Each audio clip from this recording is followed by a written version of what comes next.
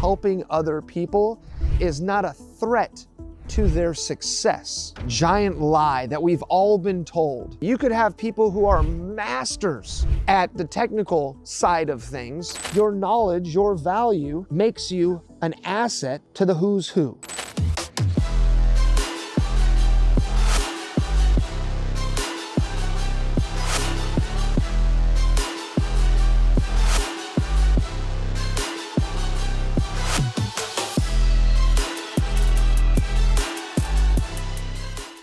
Today we're going to talk about a giant lie that we've all been told, that who you know is more important than what you know. And I'm going to be the one to debunk that myth today. So let's get into it. I'm going to be using some visual aids. I drew a graph for you. So here, let me walk on over and show this to you. So if we're talking about who you know versus what you know, we need to set the graph, right? The y-axis is going to be relative importance. And the x-axis down at the bottom, that is going to be your career stage, okay? Now, if we want to talk about early career, right? You just graduated college or you just came out of high school and you have really nothing going for you. You are book smart at best. Yes, then guess what? Right up here, who you know is absolutely the most important thing, because this is what opens doors for you. This is what gets you into the room and gets you a seat at the table and gets you seen by people you might not have been seen by in any other circumstance. However, as your career starts to progress, what you know starts creeping up. And in fact, I would say probably by your mid to late 20s to early 30s, what you know starts becoming the most dominant factor in your success. You need to be a subject matter expert. You need to have some things that you are absolutely in charge of and know inside and out like the back of your hand. Meanwhile, who you know starts going down in importance.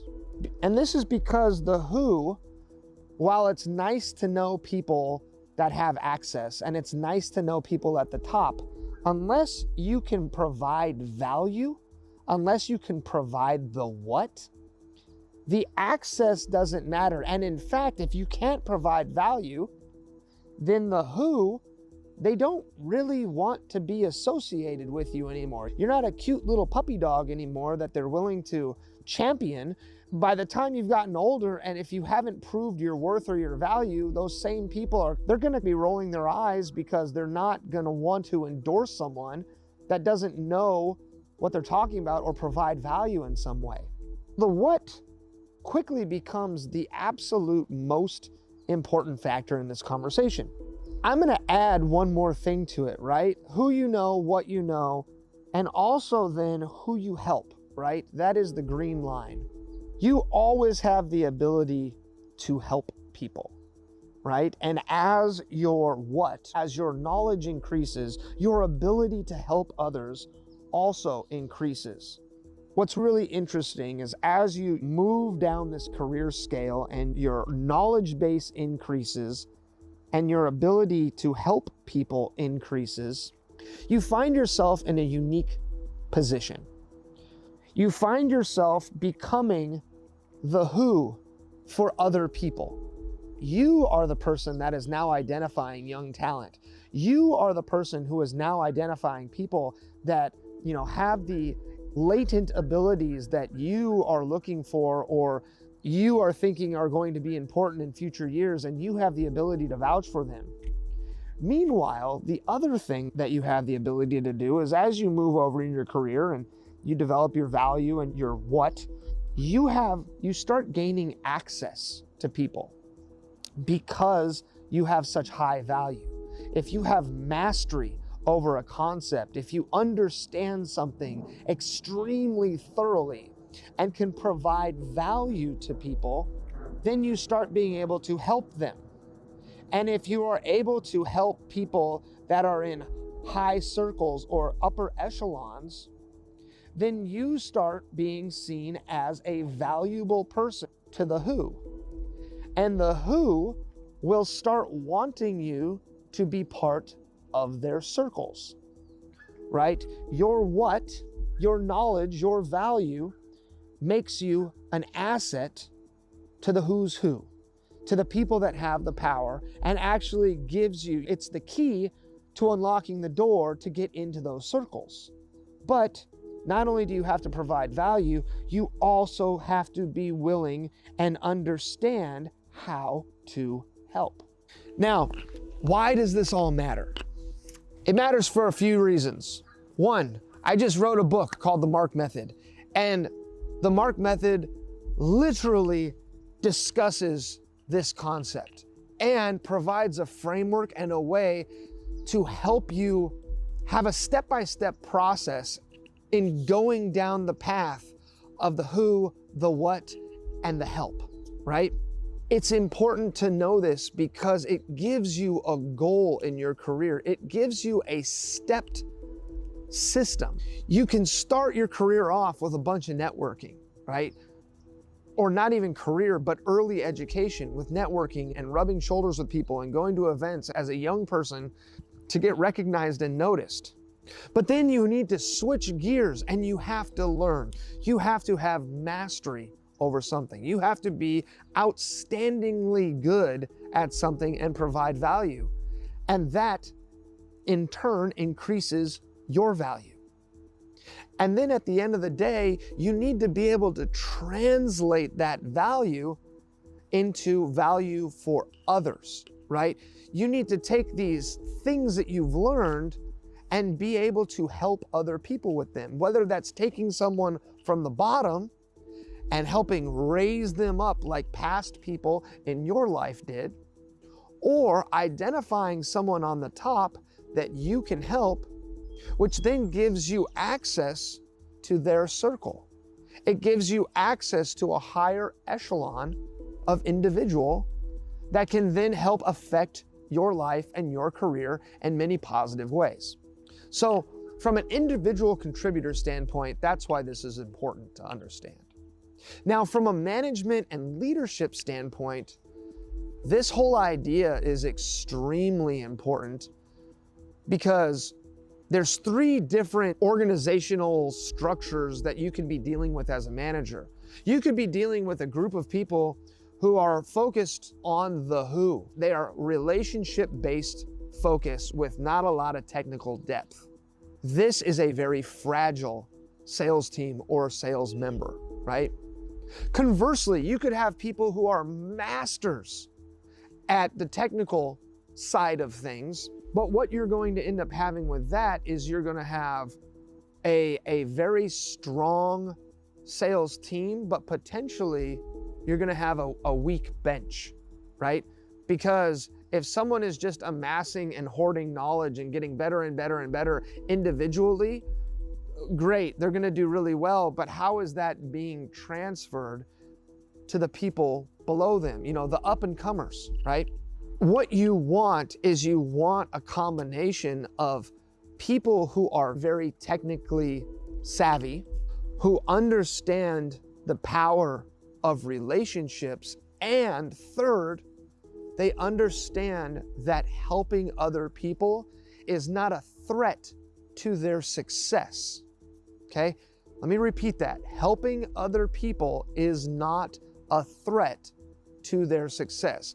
And you as a leader, as a sales manager, as a leader of high power, high personality individuals need to be preaching that message that helping others is only going to benefit the individual, the person, you know, that's doing it in the long run. If you can make this part of your company's culture, you're going to have a high-powered sales team that is also interested in creating more high-powered people. The results are just going to magnify and amplify and repeat over and over again. This is the type of person that you want to be looking for. In another video, I'm going to talk about hiring. I'm going to talk about what to look for in talent scouting, for sales roles, common myths, underappreciated things that we should be focusing on, etc. We're not going to do that here. But just know the focus on the who versus the what you know versus the who someone can help. If that is being focused on from a high level, from a high managerial standpoint, you're going to end up developing a team that is not only bulletproof, but a team that is not going to have to worry about attrition.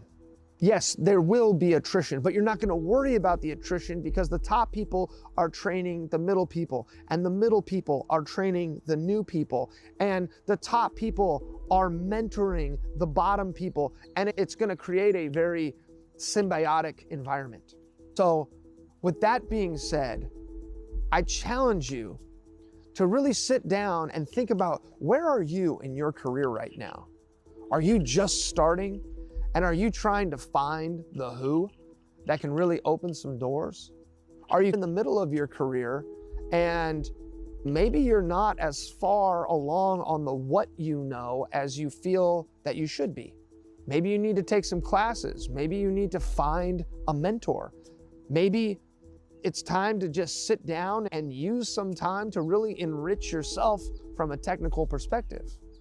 Or maybe you've been in the game a while. You're a 10, 15, 20-year veteran. Ask yourself, who are you helping? Who are you giving back to? Or from your company's perspective, who are you using your talents, skills, abilities, and knowledge to access, right? If you're a 15 or 20-year veteran, you're gonna have access that a 1 and 2 year person is not gonna have. How are you using that access to move the needle in your sales organization? As a manager, I challenge you to look at your sales team and understand distinctly where your team members are in that hierarchy and give them feedback on where they should focus. If you need help doing this, let's talk. I would absolutely love to sit down and discuss a sales team's proficiencies and deficiencies. I would love to discuss where you're at if you're an individual contributor and you're looking to grow or make a pivot or make a change or add something or remove something from your current path in order to increase your value. I'd love to talk about these things. So if you liked what you heard and you want to leave a comment, please do so below. If you want to reach out and talk more about this, shoot me a DM, find me at nathanmark.com. And honestly, let's go forward and debunk this myth of it's more important who you know than what you know. You really need to have mastery of something. Yes, knowing people in high places can help, but at the end of the day, you have to build your value. And once you have built your value, the world is your oyster. And the smarter that you can leverage your value, the better off you're gonna be. With that being said, have an amazing day, and I look forward to talking again soon. Take care. Bye-bye.